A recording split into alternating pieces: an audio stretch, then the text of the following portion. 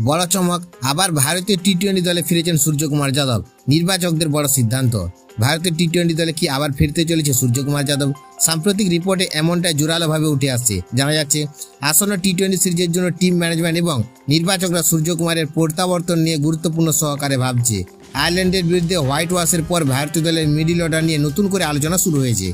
সেই কারণে অভিজ্ঞ এবং ম্যাচ উইনার ব্যাটার হিসেবে সূর্যকুমারকে আবার দলে ফেরানোর সম্ভাবনা তৈরি হয়েছে। রিপোর্ট অনুযায়ী নির্বাচকরা শুধু ব্যাটিংই নয়, মাঠে তার অভিজ্ঞতা, চাপের মুহূর্তে সঠিক সিদ্ধান্ত নেওয়ার ক্ষমতা এবং নেতৃত্ব গুণের গুণাবলীকে গুরুত্ব দিচ্ছে।